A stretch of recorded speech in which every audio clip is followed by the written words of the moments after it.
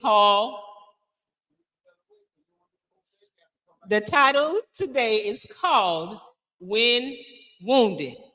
W-I-N, when wounded. Now, like I said before, some people might see that as an oxymoron. Like, how can you win when you're wounded?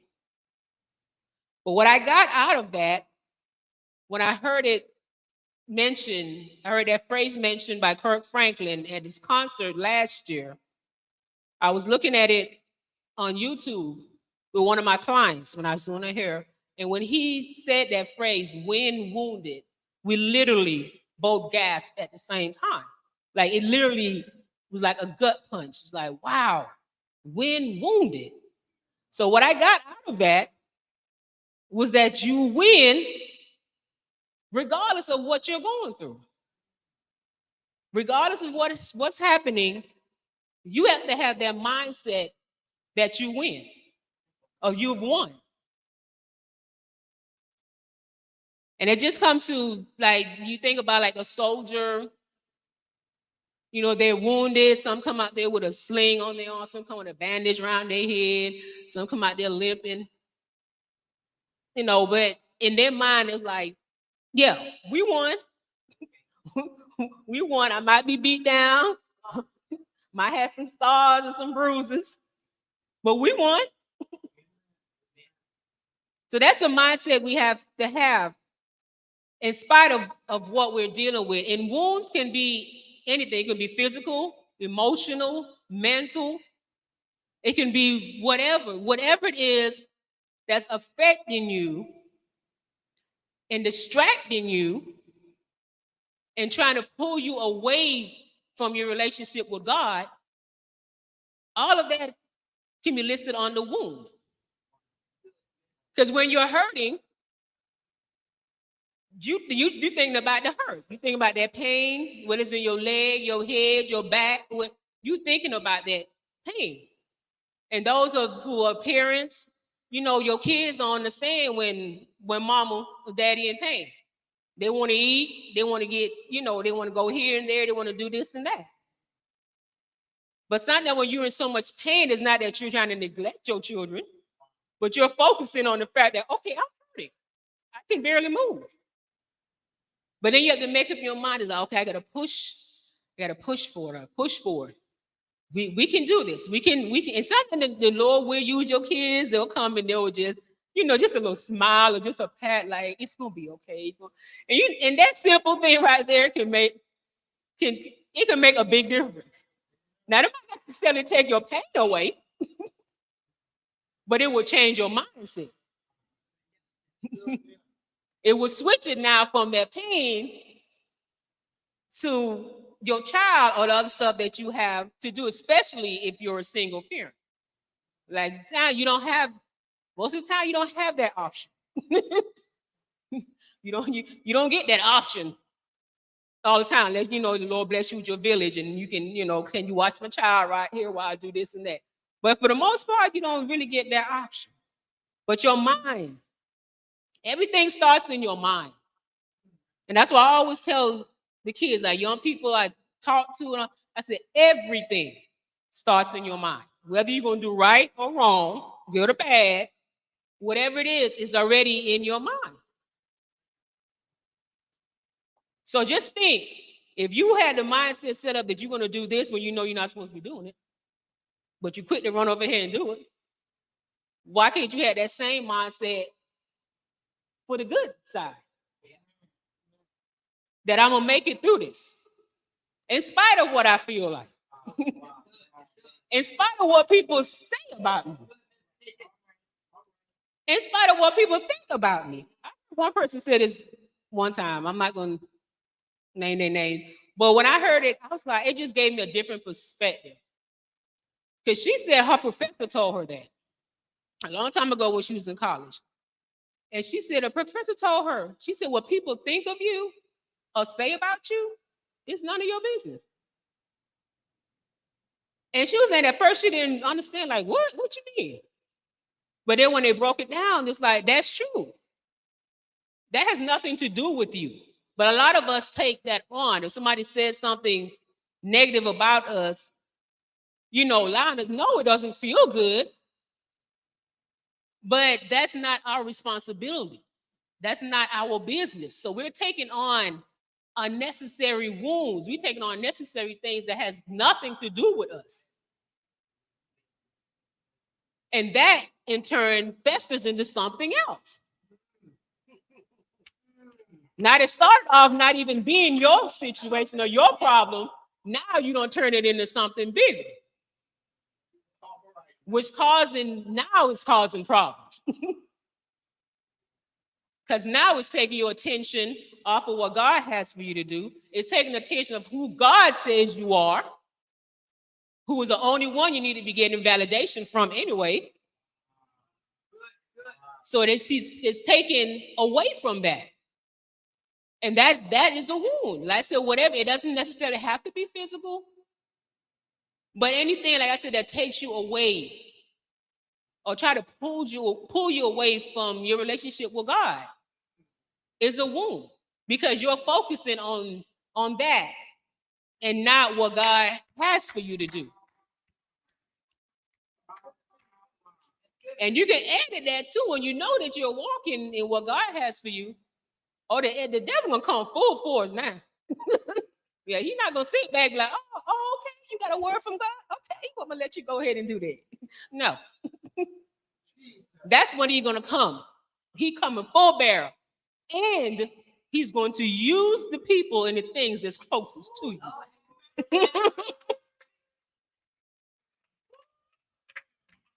Because that's how you know he's gonna get you. Because usually, if a stranger says something, if a stranger says something, you be like, they don't even know me. I don't know them. They don't know me. I don't know what they're talking about. But when you have someone that's close to you, family, close friends, the ones that you have known literally all your life, that's the one. When they say something out of the way, that's what you're gonna remember. That's the one that's gonna sit right. And sometimes it don't hit you till afterwards. You might have a conversation with somebody, and they might say something, and they be like, wait a minute, what did they mean by that? So then again, perception is another thing that can get you too. Because it's not even what the person said, it's what you perceived that they said. That also messes you up. Because that person might have every intention of doing right by you. But if you already have something going on, something that already affecting you, something that already messing with your mind, now whatever they're saying now, you feel as an attack. So now you going against your brother or sister or your friend when they didn't have any ill feelings towards you. It wasn't whatever they said to you, it was out of love, but you perceived it as something else. And that caused the wound. Now I do have my scriptures. I'm gonna try to stay in order. I always remember Pastor Jerry. I always say that to my mom. I'm gonna try to stay in order. I said, I see what she meant by that. So the first scripture I have is Isaiah 54:17. It says, no weapon that is formed against me shall prosper. And every tongue that shall rise against thee in judgment, thou shalt condemn. No weapon formed against me shall prosper. Now, it didn't say it won't form. It didn't say they won't talk about you. It didn't say they won't come against you. It said it won't prosper. Even that situation that was supposed to take you out, it just wounded you. It was supposed to kill you, but it wounded you, which means it failed. So now you can do what? You can win wounded. Because now you're still here. You're still here. You're still here to fight. My other scripture is Romans 8:31 and 37. This is one of the ones that Pastor Robert said today, too. I said, everybody was preaching my message today. Said, what then shall we say in response to these things? If God is for us, who can be against us?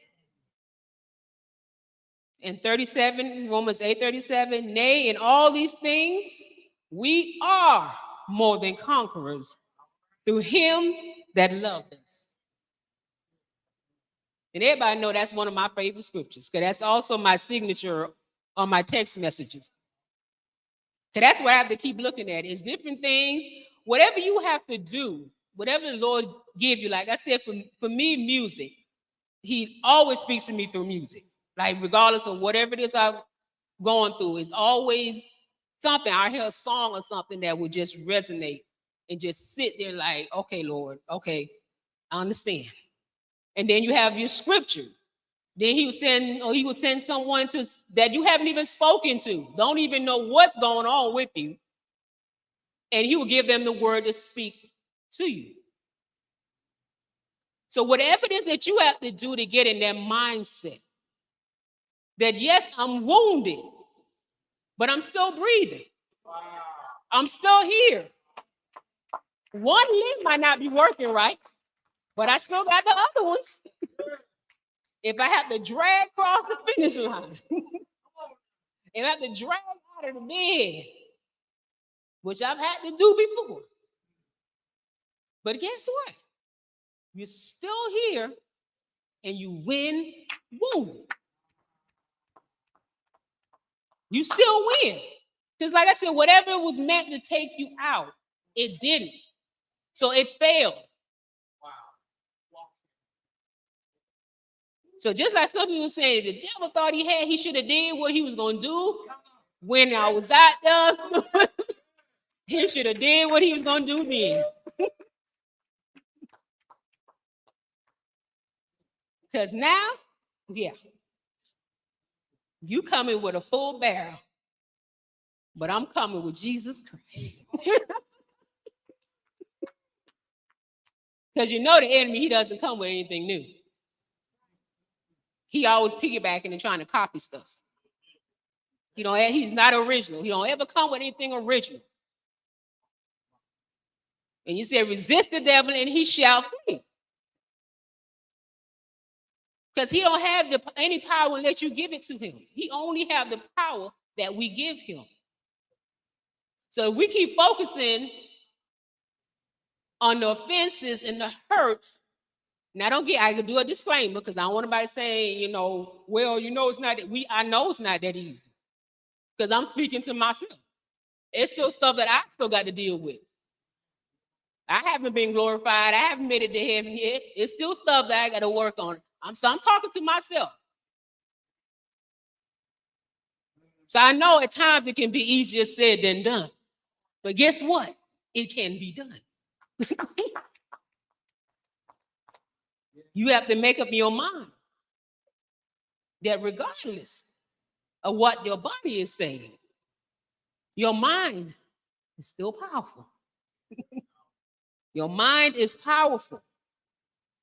Though your body may say, nope, I'm not getting up. Nope, not doing this. Your mind like, nope. By Jesus' stripes, I am healed. In the mighty name of Jesus. And my body will line up with your word, Lord. By your stripes, I'm healed. Now, sometimes you might get an instant healing. And other times you won't. And now that's when the flesh come in. Just like how Pastor Robert said earlier, they're waiting. That's regardless of whatever it is. That waiting time, just like even in the natural, you in the hospital or wherever it is you're waiting, those who don't have a lot of patience, 3-4 minutes might go by like, wait a minute now. Why am I still out here in the waiting room? And it all depends, again, the same way in the spiritual and the natural, how your attitude is. Because even in the natural, you're in the waiting room, but you go up there to the nurses or whoever with an attitude. guess what? They might not say it, but they're not gonna put a, they're not gonna be jumping trying to help you. Because now you came up in here with an attitude. There's other people up here waiting too. So they ain't gonna come right out and say, well, I'm just gonna put you in the back of the list. Oh, they're just gonna take their time and letting the doctor know, whoever else know that you're out there waiting. Because now you don't came up there and mess them up. You don't cause the wound with them now. Because now you came in with an attitude. So in the spiritual realm, while we're waiting, you have to have the right attitude still. You still have to have that right attitude. Because what God has for you is for you, but you can delay it by your attitude. Because you can come in and like, okay, Lord, well, you said this and that. Well, so-and-so, they don't even go to church like I do. Or, they don't even acknowledge you like I do. And how come they have this and they have that? And I'm still over here and I'm sacrificing everything and I'm doing everything that you asked me to do and all. And why I don't have what I asked for? Now, what God has for you, because he can't lie, but you can delay it. So you just don't know. You might have been at that opening to step into what he had for you, but your mouth done messed it up. Or your thoughts done messed it up. But like I said, everything starts in your mind.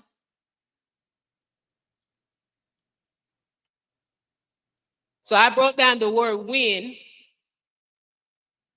as an acronym. The W is for was, I is for is, and necessary. Because I know a couple years ago I spoke and had a title that said, it was and is necessary. And Pastor Gerald was the one that noticed that the acronym said, I win.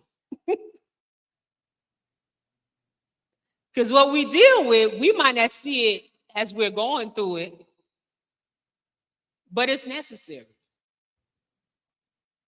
Just like it was mentioned today, if we can do this stuff on our own, God is not going to get the glory out of it.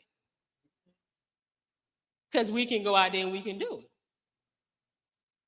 But when we depend on him, and we know that if he doesn't do it, it's not going to get done. Now he gets all the glory.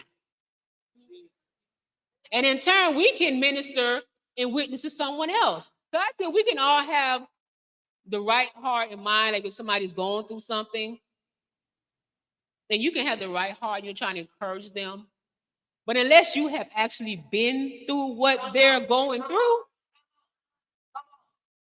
it makes a big difference. Like they will appreciate, what you're telling them. You're trying to comfort them. But when they know and they see what God has done, because God, he don't have any favorites, like I said before. He has no favorites. So if he did it for me, he's going to do it for you. Now he's not going to do it the same way, because my testimony is not your testimony. My struggle is not your struggle. He's not going to do it the same way, but he will do it if we believe and we trust him and we depend on him, rely on him, and thank him before, during, and after. Because that's where it comes in. If you got to praise your way out of it, do what you got to do. Do what you got to do, because guess what? It confuses the devil. And that's a great thing. Because he will understand, I done threw all this stuff at you. And you still praise God?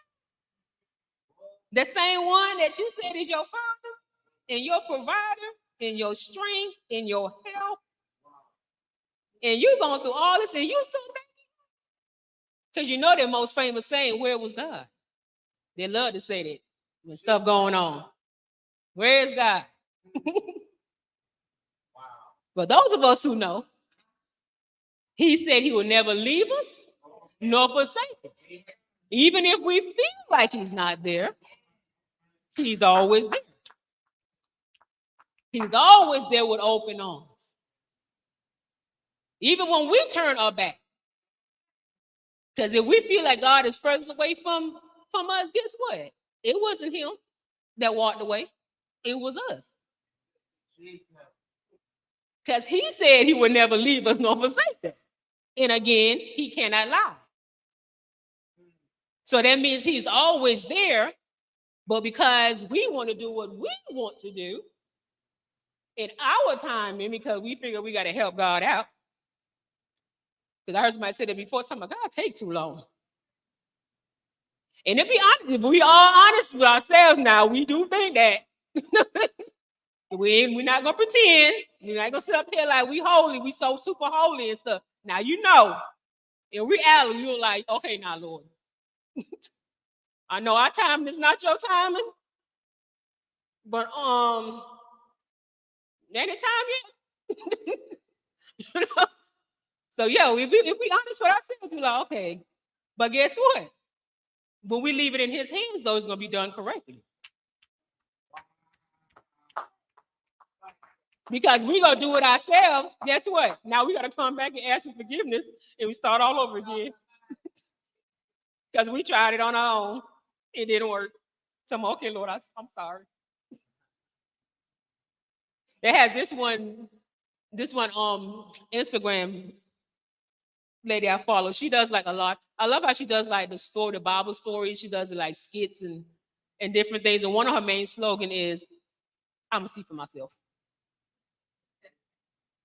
So it's like whatever, she does like scenarios where she's talking to God. And one of her main ones was, waiting on her husband and all that. So she will ask God about this guy before she can get it out. He'd be like, nope. She's like, but I didn't even say anything. And so he was like, no, but I know him.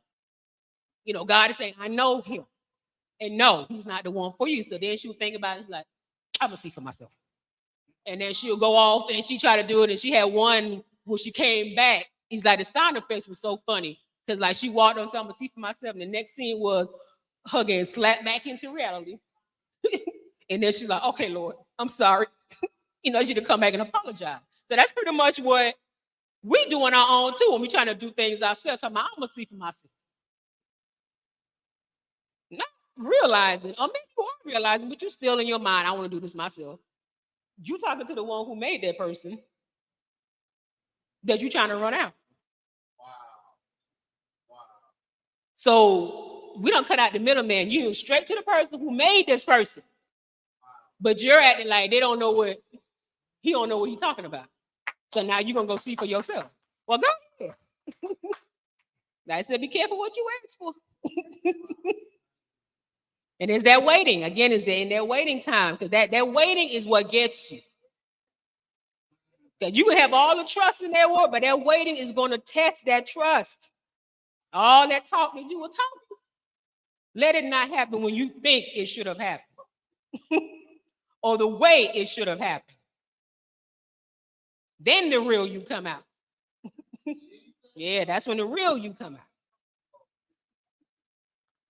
So as far as the one, I said wounded is not just physical. It can be emotional, spiritual, mental. And one of the stories, because it's a few people several people in the Bible.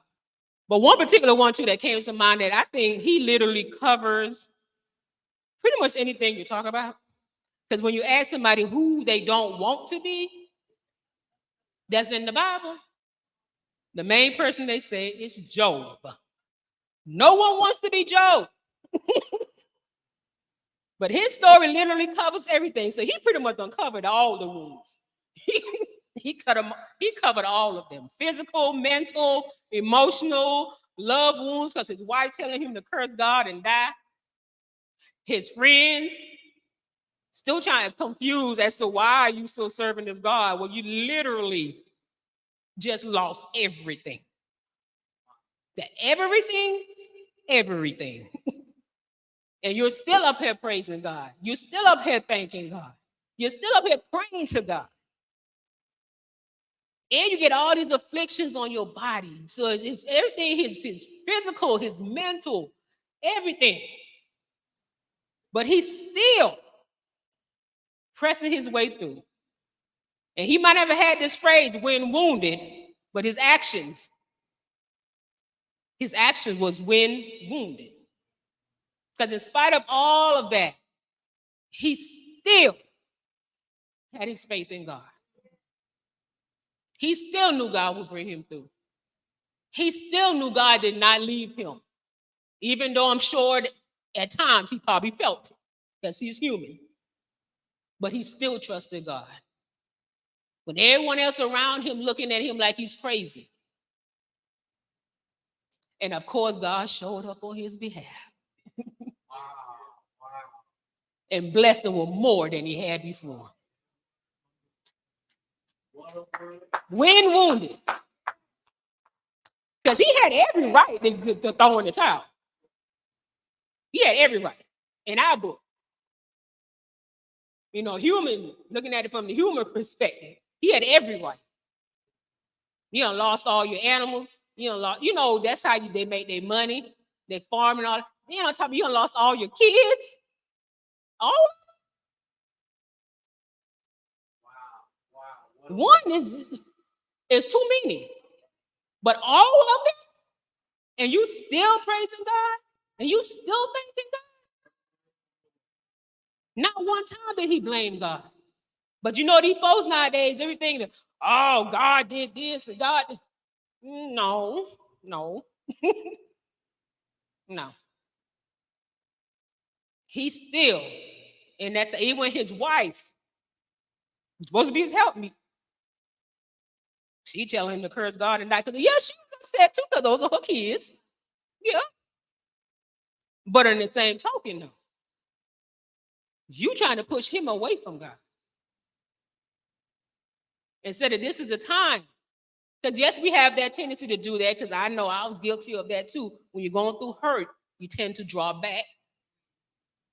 When in reality, that's the time you need to be drawing closer to God. But again, we're still human. God made us. He know how we are. And he's still working on us. And I thank him each and every day. Because each day we got to die to ourselves. But yes, when we're going through stuff, you have that tendency to pull away. And see, Job's wife pulled away. But Job go closer to God. Because he believed that the Lord would never leave us nor forsake us. And they have some other people in the Bible that also went through wounds. Paul and Silas. Now, we all know that story about Paul and Silas. Wrongly accused. Like they said that they mind their own business. Can't even mind my own business. Folks up here just accusing me of stuff. Then they don't beat them in front of everybody. And not just a beating. Flogging. So I'm thinking flogging is worse than a regular beating. So they don't flog them in front of everyone and then threw them in jail. Now, isn't that a kicker? Now, they didn't do anything. But they were accused by this lady going through town, accusing them of stuff. And she was the one that the townspeople was making money off of because she was, quote unquote, doing visions or telling people what to feature and all that. Again, the enemy, he doesn't come with anything original. Always trying to piggyback off of God. So when they cast out the devil out of her, those other folks got angry because they saw their money gone now. They're like, wait a minute, we was making money off of her. You messed up with our game now. You messing with my money. Yeah. So then that's when they got them, beat them, and threw them in jail.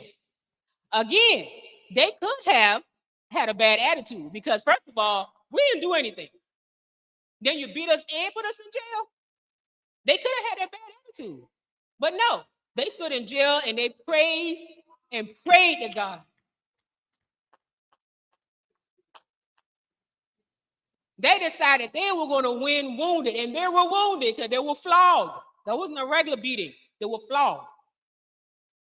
So they decided they're going to win wounded.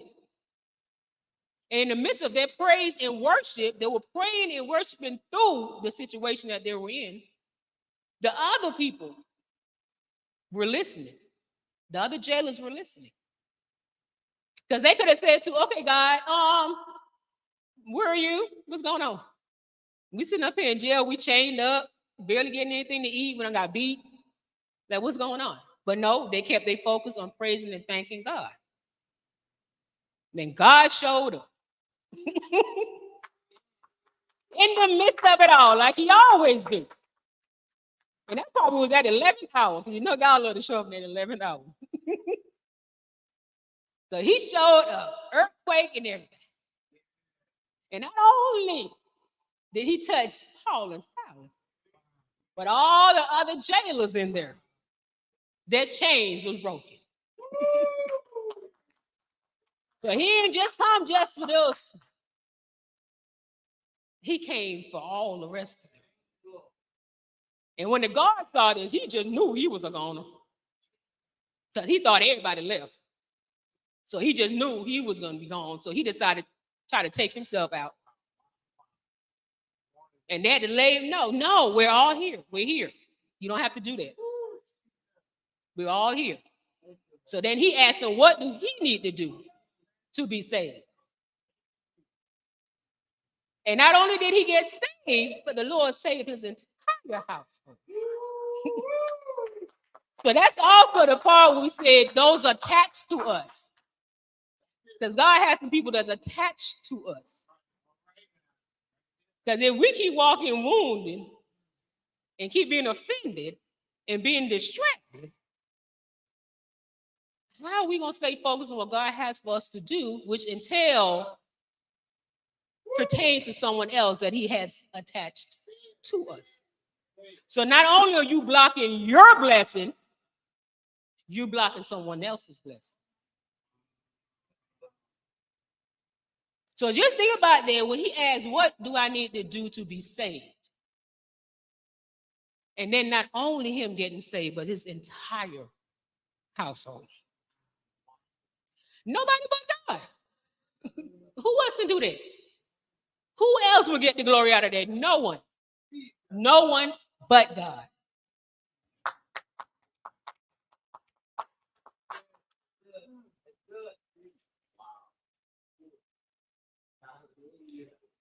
Then the other story I did about a while ago was on Joseph. Just give references of, even though they didn't use that term when wounded, but their actions of what they did. In this day and age, we would consider that when wounded. But before I get to that, I knew something else I wanted to address. Regarding Paul and Silas. Just to show you how flesh could have taken over,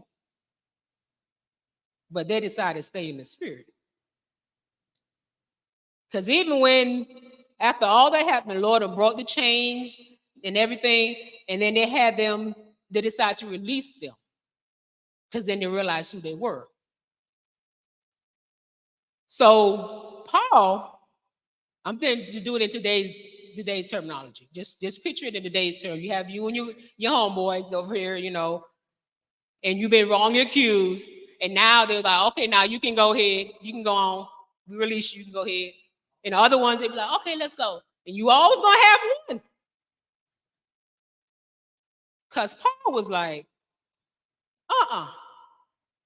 they beat us publicly without a trial, even though we are Roman citizens, and threw us into prison.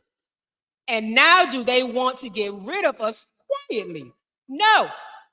Let them come themselves and escort us out. Because you're always going to have that one. Like, no. Because the rest, Silas probably like, okay, Paul, let's go. We free now. No. They don't did all that. You had all that talk. You don't beat us in front of everybody. You don't throw us in jail. You don't did all this stuff to us. Now you think you're just gonna brush us off and say, okay, now you're free to go. Just leave. No, no. You had all that, like I always said, keep that same energy. You had all that out earlier when you was accusing me of stuff. Now I know you come out here and you escort us out of here. Since you had all that talk. Now again, I could have gone another way. Because Paul could have ended right back up in jail. but the people realized though, they were like, okay, when they realized who they were Romans, they was like, okay, we're gonna come out here and we're gonna escort them. According. Because like I said, that could have turned that, the attitude, all that could have turned that into something totally. It would have been a whole nother story about Paul and Silas. Yes, the attitude is very important. And then with Joseph, with his brothers, that were just jealous of him because he was having visions. And they were mad, talking, oh, we supposed to bow down to you? Like, who are you supposed to be? You know, they were just mad at him, so they decided they want to throw him in the well, and we're going to try to kill him first, then they decided they're going to throw him down, and then they want to sell him. Now, he had to go to this. Now, in his mind, now he wasn't thinking that this was necessary. Or that he was going to win wounded. But he had to be where he was in order to help his dad and his brothers. Now, had he not been there and gone through what he had to go through, he wouldn't have been able to help his dad and his brothers when that family came through. He done got lied on, accused of stuff, thrown in jail. So they like throwing people in jail back then. But he still, in all that, he still praised God. He still thanked God. And God showed up on his behalf and helped him help his family. Again, the ones that's connected to you. So it's not just about you. And I'm not trying to negate anyone's feeling when you're going through stuff. I'm not saying that you got to pretend like what you're going through doesn't hurt. And what I'm saying is that eventually you can go through the motions. You got to cry. You got to scream. Whatever you got to do to get, but eventually you have to get to that point that regardless of what I'm going through, regardless of what I feel, regardless of what it looks like, I'm still going to win wounded. Because what was meant to take me out, it failed. So I'm still here, and I still have the ability to do and to be who God has called me to do and to be.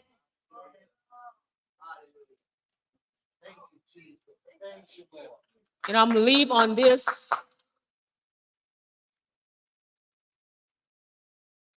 It says Psalms 147:3 says, God is reminding us that his power is unlimited. He is mighty enough to heal all wounds, no matter when or how they occurred in our lives. Our pain is not beyond his tremendous power. He is the great physician, able to reach into our past and heal our souls. And just remember, no matter what anyone calls you, no matter what anyone says about you, no matter what it looks like, no matter even if you might have caused it because you were trying to do it on your own, just remember what was meant to take you out, it didn't work. So now you have that opportunity to win wounded.